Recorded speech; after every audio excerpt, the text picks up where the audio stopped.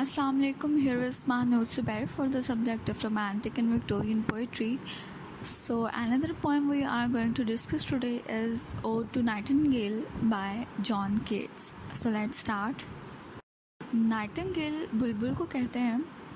It's a song bird और जिसकी बहुत खूबसूरत आवाज़ होती है, बल्कि कहना चाहिए जो बहुत खूबसूरत आवाज़ में गाती है बुलबुल. Ode to Nightingale, like other odes of Keats, is certainly a great work of art, winning a lot of admiration for Keats himself as a composer of poems. Ode to Nightingale भी John केट्स की बहुत खूबसूरत poems में से, उसके art work में से एक ऐसी पोएम है जिसको बहुत ज़्यादा एडमिरेशन मिली, बहुत ज़्यादा तारीफ़ हुई, जिसकी बहुत ज़्यादा लोगों ने एडमायर किया उसको और जॉन केट्स के इस आर्ट को भी कि किस तरह से उसने इस पोएम को कंपोज किया है, बनाया है. Like other romantic poems, Nightingale had a joyful, enigmatic, and mysterious effect on Keats too, as he also valued the spontaneous lyrical utterance for which such birds were quite famous in poetry. बाकी romantic poets की तरह भी romantic बहुत सारे लोगों ने Nightingale पर बहुत सारी पोएम्स लिखी हैं, बहुत सारी पोइट्री है, बहुत सारी ऐसी लाइन्स हैं जो इस परिंदे पर, इस बुलबुल पर बोली गई हैं, बहुत सारे गाने जो हैं वो गाए गए हैं इस परिंदे की आवाज़, जिसकी खूबसूरती पर. तो बिल्कुल उन्हीं की तरह रोमांटिक पोइट्स की तरह जॉन केट्स भी इस नाइटिंगेल की खूबसूरत और एनिग्मेटिक, एक पूरी एनर्जी से भरी हुई और एक मिस्टीरियस जो इसकी एक आवाज़ है, जो इसकी एक पहचान है, उससे अपने आप को रोक नहीं सका. उसका असर भी जॉन केट्स पर हो जाता है. और फिर ये परिंदा किस कदर खूबसूरती से अपनी आवाज़ को निकालता है और किस कदर फेमस रहा है पोइट्रीज़ के अंदर. जॉन केट्स इसको वैल्यू करता है, इसको जानता है, इसकी कदर कीमत को. Even before the Romantics, no less than a dozen poems had been written as a tribute to the nightingale as a bird of joy, mirth, mystery and beauty. सिर्फ बात रोमांटिक्स की नहीं है, रोमांटिक एज से भी पहले dozen poems जो हैं वो नाइटिंगेल को ट्रिब्यूट करने के लिए लिखी गई हैं, क्योंकि ये परिंदा है खुशी का, मसरत का, एक राज का, एक खूबसूरती का. ठीक है. और तो बहुत सारे पोइट्स ने इसकी खूबसूरती को ट्रिब्यूट किया है, इसकी खूबसूरत आवाज़ को ट्रिब्यूट किया है. And Keats goes a step further to express his own impression about one such nightingale. और कीट्स जो है इन सब से भी एक स्टेप आगे चला जाता है अपने ख़यालात, अपने इमोशंस और अपनी फीलिंग्स को एक्सप्रेस करने के लिए जो वो नाइटिंगेल को लेकर के महसूस करता है. Keats Nightingale was in fact engendered by a real bird, as one of his close friends, Charles Brown, with whom he was staying, recalled. और केट्स ने नाइटिंगेल को तस्वुराती परिंदा नहीं समझा, एक रियलिटी में जहाँ पर केट्स जो है अपने फ्रेंड चार्ल्स ब्राउन के घर पर रहा करता था, वहाँ पर ही उसी के घर पर नाइटिंगेल जो है उसने अपना एक घोंसला जो है वो बनाया हुआ था, वहाँ पर वो आकर रहती थी. तो उसको देखकर केट्स ने जो महसूस किया वो इस पोइट्री में एक्सप्रेस किया. So his friend Charles brown recalled, in the spring of 1819, a nightingale had built a nest near my house. Keats felt a continual and tranquil joy in her song, and one morning he took a chair from the breakfast table to the grassy plot under a plum tree, where he sat for 2 or 3 hours. When he came into the house, I perceived he had some scraps of paper in his hand, and he was quietly thrusting them behind the books. On inquiry, I found those scraps, 4 or 5 in number, contained his poetic feelings on the song of our nightingale. तो Keats के दोस्त Charles brown का कहना है कि spring season के time में 1819 का वक्त है. उस टाइम में स्प्रिंग सीज़न चल रहा था और एक बुलबुल जो है वो मेरे घर के पास उसने घोंसला बना लिया था. कीट्स उसकी आवाज़ को सुनकर बहुत मुसर्रत जो है वो महसूस करता था, बहुत खुशी महसूस करता था, उसको एक ऐसा सुकून मिलता था उसकी आवाज़ में। तो एक सुबह वो ब्रेकफास्ट की टेबल से उठा और अपनी चेयर जो है वो आलू बुखारा के दरख्त था उसके नीचे जाकर उसने रख दी और वहाँ पर वो 2 से 3 घंटे तक बैठा रहा और उस बुलबुल को गाते हुए बोलते हुए सुनता रहा। जब वो घर में अंदर वापस आया तो उसके दोस्त का कहना है कि मैंने उसके हाथ में, जॉन कीट्स के हाथ में कुछ पेपर्स देखे थे, कुछ कागज़ देखे थे जो कि वो अपनी किताब के अंदर छुपाने की कोशिश कर रहा था। तो जब मैंने उससे पूछा तो मुझे वो 4 और 5 पेजेस जो हैं वो मिले जिस पर उसने नाइटिंगेल को लेकर के अपनी पोएटिक फीलिंग्स जो हैं वो लिखी हुई थी। Moreover, the ode to a nightingale, with all its romantic passion and ardor, is nevertheless a supreme example of classical clarity, classical restraint, as well as romantic freedom. In short, the Song of Nightingale is not something superficial, rather, it is the voice of eternity, compelling the root to escape from the world of harsh realities and fly in the blue sky of perpetual happiness and joy, thus making him pass from the world of time to timelessness, from mortality to immortality, and above all a word of peace and serenity. तो और जो Nightingale की अगर हम बात करें तो इसमें रोमांटिक पैशन तो हमें नज़र आता ही है, लेकिन इसके साथ साथ ये फिर से क्लासिकल क्लैरिटी, क्लासिकल पैशन की तरफ भी जाती है। अगर हम इन शॉर्ट इसकी बात करें तो नाइटिंगेल जो है सुपरफिशियल है, मतलब सुपरफिशियल नहीं है। It is the voice of eternity.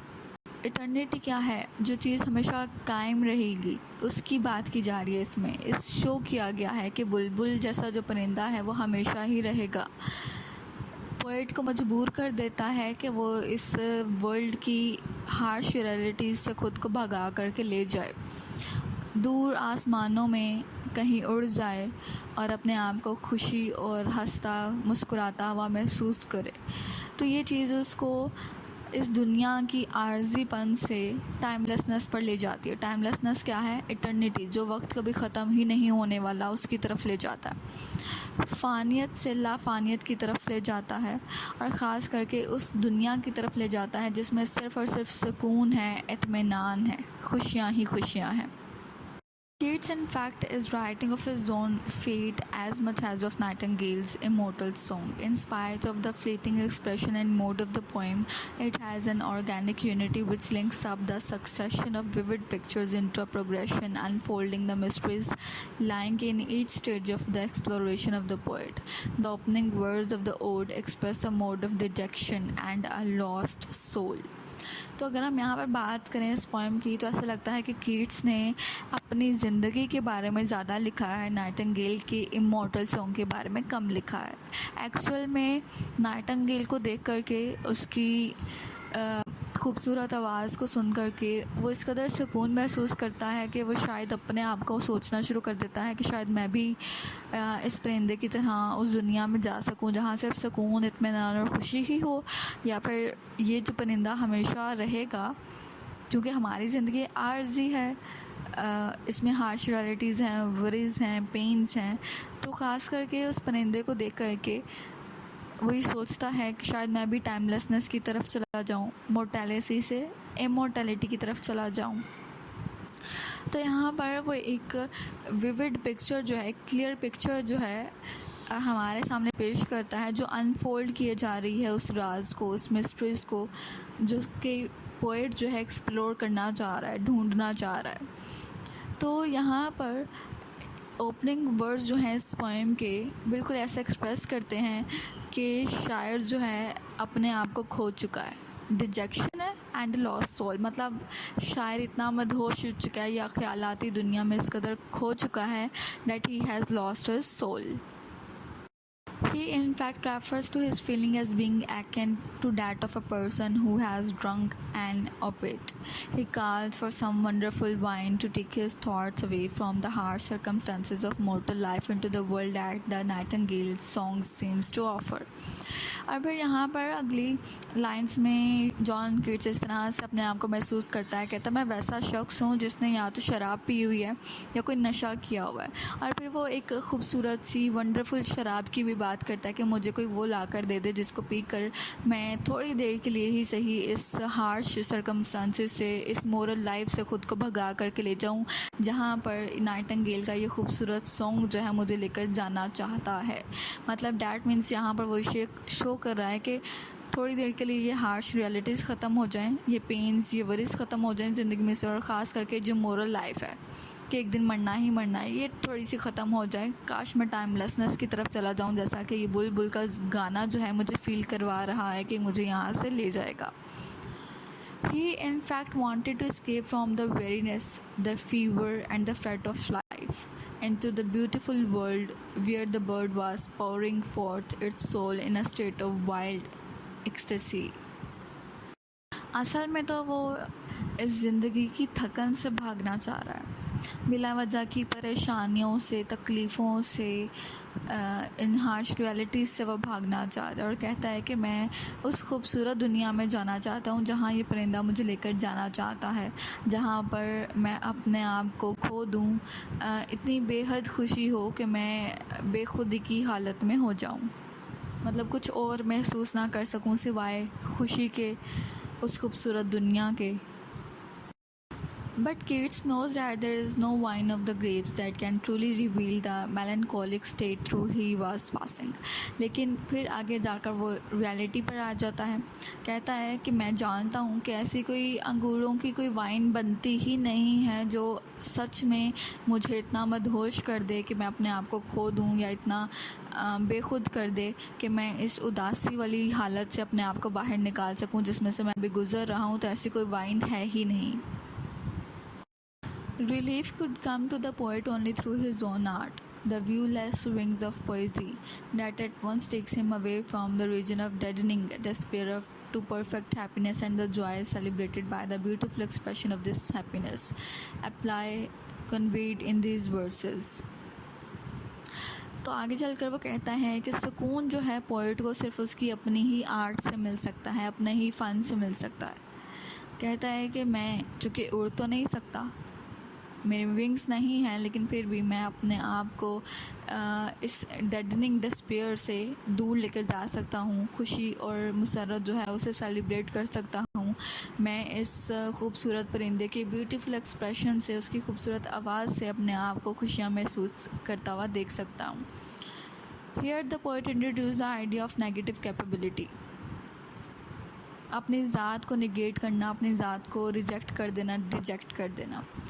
He negates his own personality and assumes the guise of a bird. The peace and tranquility of the hour compels the poet to enjoy the queen moon on her throne, clustered around by her starry face, the light blown with freeze through wondrous gloom, then winning mossy ways, the flowers at his feet, and the guessing of each smell is embalmed darkness.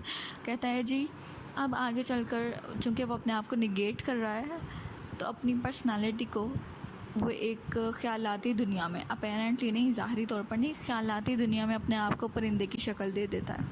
वो परिंदा बन जाता है जो कि चांदनी रात में अब खूबसूरत परों के साथ जो है वो आसमानों पर उड़ेगा, सितारों से भरे आसमान पर उड़ेगा, खूबसूरत सी ठंडी सी जो हवा चल रही है उसके अंदर अपने आप के परों को महसूस करेगा, फ्लावर्स को देखेगा, और एक ऐसे गार्डन में, एक ऐसे जंगल की वो बात कर रहा है कि जहाँ पर वो पहुँचेगा तो हर तरफ फूल ही फूल होंगे और उन पर वो अपने कदम रखेगा। और वो यहाँ पर बात करता है कि हर फूल के अंदर से बहुत खूबसूरत सी खुशबू भी आएगी जिसे वो महसूस करेगा। तो ये सारी चीज़ें अपेरेंटली ज़ाहरी तौर पर नहीं हैं, वो अपनी इमेजिनेशन में ये सब महसूस कर रहा है या अपने आप को इस ऐसी सिचुएशन में इमेजिन कर रहा है। This is the height of sensuousness and enjoyment, the beauty appealing to the eye and the ear, the happiness of Nightingale which has been connected with pictures of sensuous romantic beauty. The excesses of sensuousness, enjoyment, and above all the voice of Nightingale make him think how lovely it would be to die at that moment of happiness.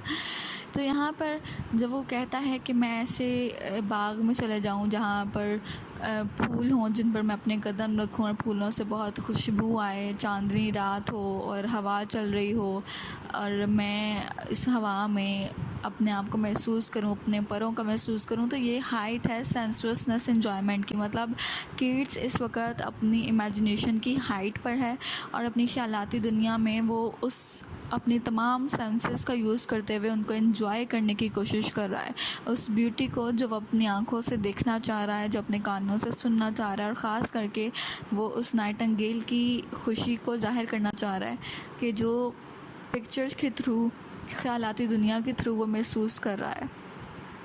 तो यहाँ पर जब वो अपनी वो senses का इस्तेमाल करके अपनी इमेजिनेशन की हाइट पर जाता है, तो वो ये भी हमें बताना चाह रहा है कि नाइटिंगेल की आवाज़, उसका जो गाना है, उसकी जो मध्यम सी मेलोडीज़ हैं, वो उसको किस कदर खूबसूरत लग रही हैं कि वो कह रहा है कि क्या ही अच्छा हो कि इस वक्त अगर मर भी जाऊँ मैं, तो मुझे इतनी खुशी महसूस हो रही है कि ऐसा लगता है कि मेरी शायद सांसें भी रुक सकती हैं। However, the word forlorn in fact reminds the poet of his own situation, not in distant fairy lands, but here in this world, in the midst of sorrow.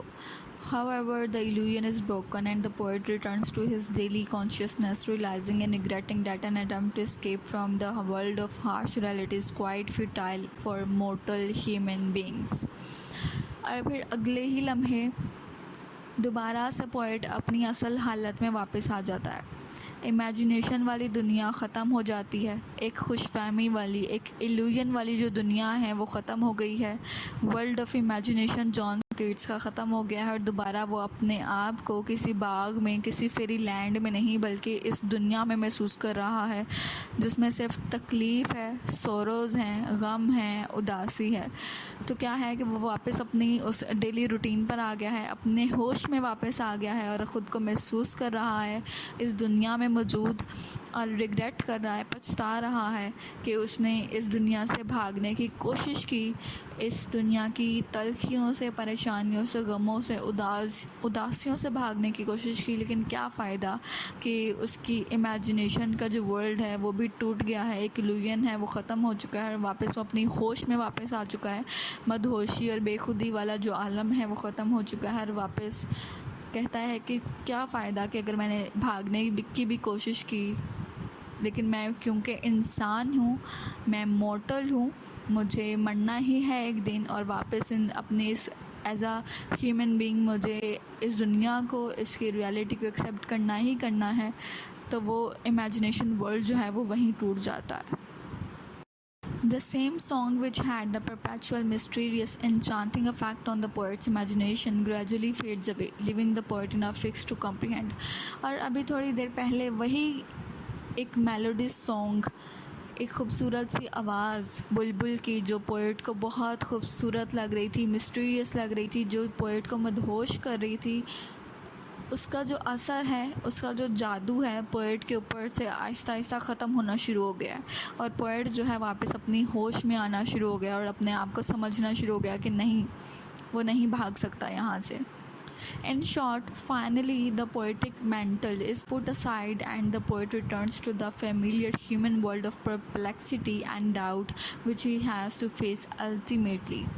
तो फिर क्या है, फाइनली एक शायराना जो जहन था, शायराना जो इमेजिनेशन थी, ख्यालाती दुनिया जो कीट्स ने अपने जहन में कायम की थी, बनाई थी, जिसमें थोड़ी देर के लिए वो उसने यहाँ से एस्केप करने की कोशिश की थी, वो ख़त्म हो गई, वो साइड पे हो जाती हैं सारी चीज़ें और ह्यूमन वर्ल्ड में, उसकी पेचीदगियों में, उसकी डाउट्स में, उसकी रियलिटीज़ में कीट्स अपने आप को वापस पाता है और वो ये महसूस करता है कि उसको आखिरकार इसी को ही फेस करना ही करना है। If we critically analyze the whole poem, we see that Keats has two comparisons to make in it. The first is between the immortality of the nightingale, the bird that was not born for death, and the mortality of all that is human. तो अगर हम इस poem का critical analysis करें तो ये पूरी poem दो कंपैरिजन्स पर मुश्तमिल है। इसमें दो तरह के कंपैरिजन्स किए गए हैं। पहला कंपैरिजन है मोर्टेलिटी और इमोर्टेलिटी के दरमियान, फ़ानियत और लाफानियत के दरमियान।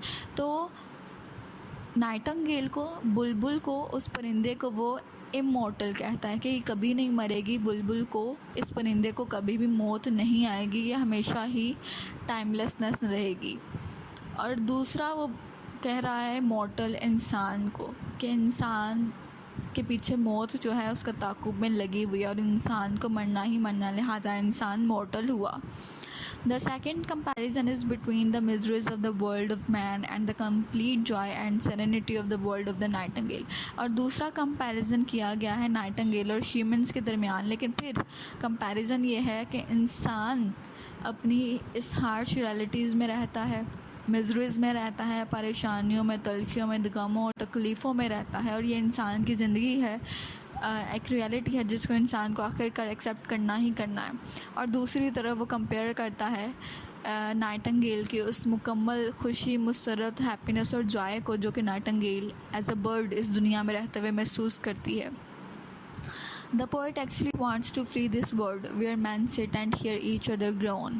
He wants to escape to the happy world of the nightingale, but the realities of life are too naked and hard. Poet जो है यहाँ से भाग जाना चाहता है, उस जगह पर जाना चाहता है जहाँ इंसान बैठकर एक दूसरे के गम को सुने, एक दूसरे की तकलीफ़ों को बांटें, वहाँ पर जाना चाहता है। वो चाहता है कि वो नाइटिंगेल की दुनिया में भाग जाए। But the realities of life are too naked and hard. लेकिन ज़िंदगी जो है वो बहुत तल्ख है और हमें अपना आप मनवा कर ही रहती है। He just can not be with the nightingale for too long. और पोइट यहाँ पर ये महसूस कर लेता है कि चाहे वो कुछ भी कर ले, कितना भी स्केप करने की अटैम्प्ट कर ले, वो नाइटिंगेल के साथ ज़्यादा देर तक नहीं रह सकता। A single word forlorn is like a bell for him, and it tolls him back from the nightingale to see his soul self. Thus we find that with all the high drama in this mind, he is still a realist who escape from the world is very short-lived. His feet are firmly rooted in the realities of the world of man, to which he must return after a brief stay in the world of imagination. तो forlorn एक word use किया गया एक bell की तरह, कि जब घंटी बजती है तो केट्स जो है अपनी ज़िंदगी में, अपनी रियलिटी में वापस आ जाता है और वो महसूस करता है कि वो नाइटिंगेल के साथ अब ज़्यादा देर तक नहीं रह सकता। तो हमें यहाँ से इस पोएम के एंड पर पता चलता है कि जॉन केट्स एक रियलिस्ट है। रियलिस्ट क्यों है? हाँ, वो थोड़ी देर के लिए इस दुनिया की तलखी से भागता ज़रूर है, लेकिन वो बहुत थोड़े लम्हे के लिए होता है, बहुत थोड़े पलों के लिए होता है कि वो वहाँ से भागता है। लेकिन वो जल्द ही इस बात को महसूस कर लेता है कि उसकी जड़ें जो हैं इसी दुनिया में हैं और मजबूती से उसको पकड़े हुए हैं, तो वो वहाँ से भाग ही नहीं सकता। दुनिया की रियलिटीज़ को एक्सेप्ट करना ही है आखिरकार। तो यहाँ पर उसका जो एक शॉर्ट स्टे है अपनी वर्ल्ड ऑफ इमेजिनेशन में, वो बहुत कम समय के लिए है, बहुत कम वक्त के लिए, और वो फ़ौरन ही अपनी दुनिया में वापस आ जाता है और वर्ल्ड ऑफ इमेजिनेशन वहीं पर ख़त्म हो जाता है, टूट जाता है। In the end, we can say that the ode in fact an epitome of all the characteristic qualities of Keats' poetry. It is richly sensuous, highly imaginative, and remarkably pictorial, thus having an excess of word pictures following one after the other. तो इस poem को conclude करते हुए हम ये कह सकते हैं कि जॉन केट्स की ये पोइट्री ओड टू नाइटिंगेल उसकी पोइट्री क्वालिटीज़ का, उसकी खूबियों का एक खिलासा है, एक जीता जागता नमूना है उसकी सेंसुअसनेस का। कितना हाईली इमेजिनेटिव उसने अपने आप को, अपनी विशेज़ को, इस वर्ड को, नाइटिंगेल को कितनी खूबसूरत तरीके से बयान किया है, और ख़ास करके पिक्टोरियल क्वालिटी जो उसने यूज़ किया है, पिक्चर्स के थ्रू अपने रीडर्स के जहनों में जो उसने एक खाका बनाया है, वो अपनी मिसाल आप है।